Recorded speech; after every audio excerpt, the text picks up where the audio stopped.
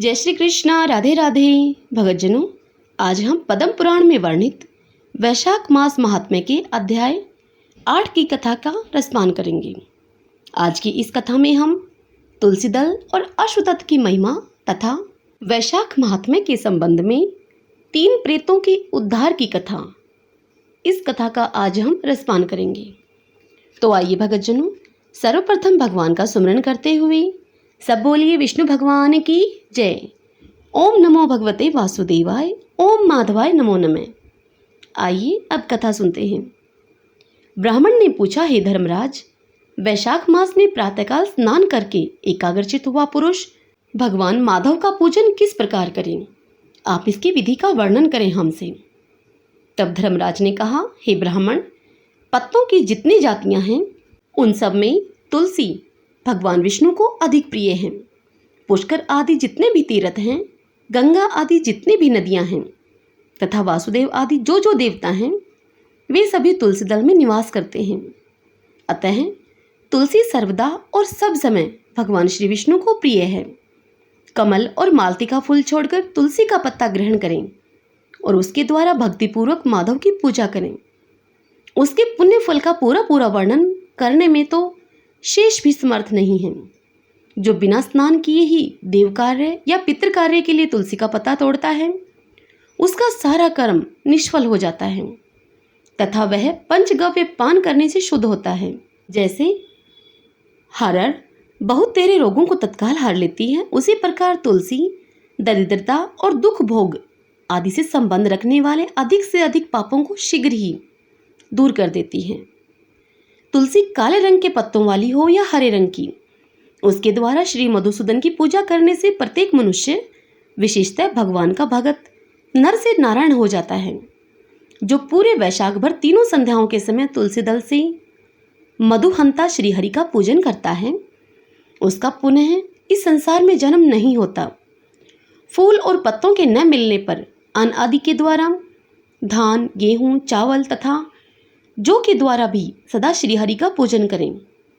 तत्पश्चात सर्वदेवमय भगवान श्री विष्णु की प्रदक्षिणा करें। इसके बाद देवताओं, मनुष्यों, पितरों तथा चराचर जगत का तर्पण करना चाहिए। पीपल को जल देने से दरिद्रता, कालकर्णी अर्थात एक तरह का रोग है ये कालकर्णी, दुःस्वप्न, दुश्चिंता तथा संपूर्ण दुख नष्ट हो जाते हैं। कैसे? पीपल को जल देने से। जो बुद्धिमान पीपल के पेड़ की पूजा करता है, उसने अपने पितरों को तृप्त कर दिया है। उसने भगवान विष्णु की आराधना कर ली तथा संपूर्ण ग्रहों का भी उसने पूजन कर लिया। अष्टांग योग का साधन स्नान करके पीपल के वृक्ष का सिंचन अर्थात सींचना तथा श्री गोविंद का पूजन करने से मनुष्य कभी दुर्गति को प्राप्त नहीं होता। जो सब कुछ करने में असमर्थ हो, वह स्त्री या पुरुष यदि पूर्वोक्त नियमों से युक्त होकर वैशाख की त्रयोदशी, चतुर्दशी और पूर्णिमा, इन तीनों दिनों भक्ति से विधि पूर्वक प्रातः स्नान करें तो सब पातकों से मुक्त होकर वह अक्षय स्वर्ग का उपभोग करता है।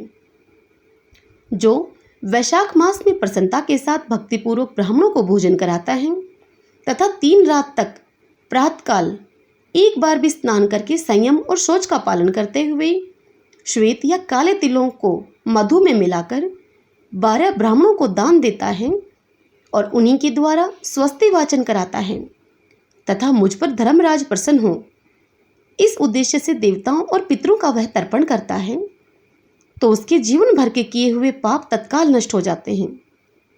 जो वैशाख की पूर्णिमा को मणिक अर्थात मटका, जल के घड़े, पकवान तथा स्वर्ण में दक्षिणा दान करता है, उसे अश्वमेध यज्ञ का फल मिलता है।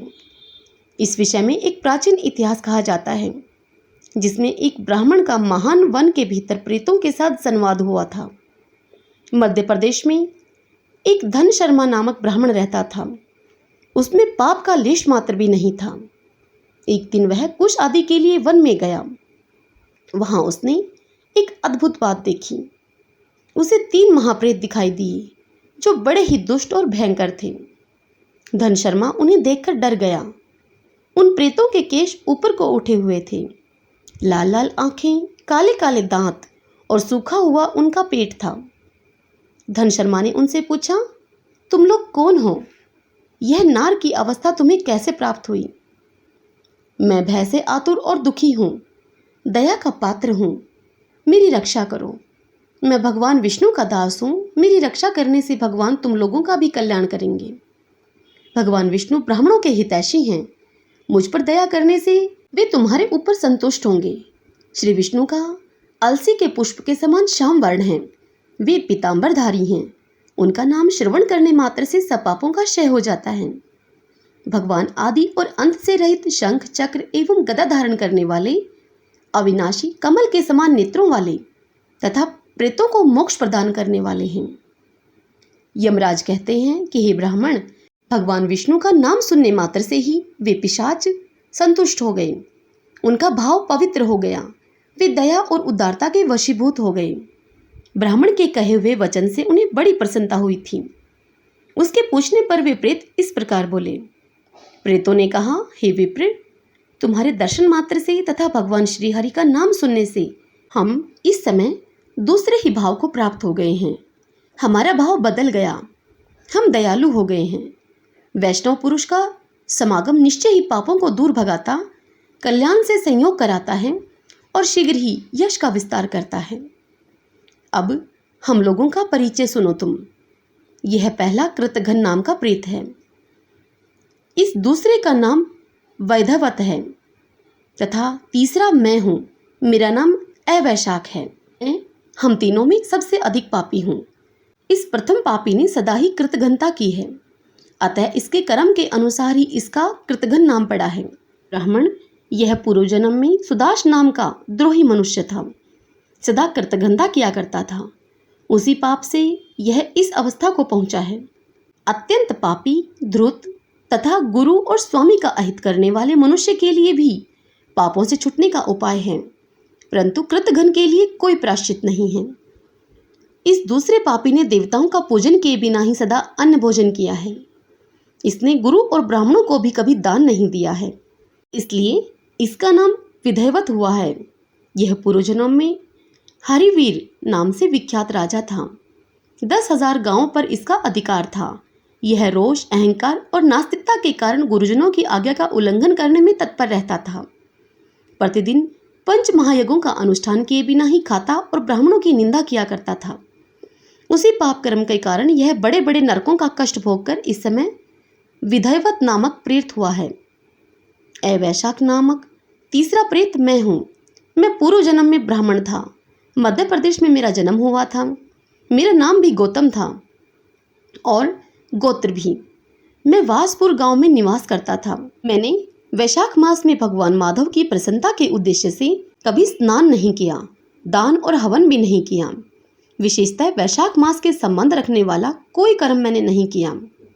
वैशाख में भगवान मधुसूदन का पूजन नहीं किया तथा विद्वान पुरुषों को दान आदि से संतुष्ट नहीं किया। वैशाख मास की एक भी पूर्णिमा को, जो पूर्ण फल प्रदान करने वाली है, मैंने स्नान, दान, शुभ कर्म, पूजा तथा पुण्य के द्वारा उसके व्रत का पालन नहीं किया। इससे मेरा सारा वैदिक कर्म निष्फल हो गया।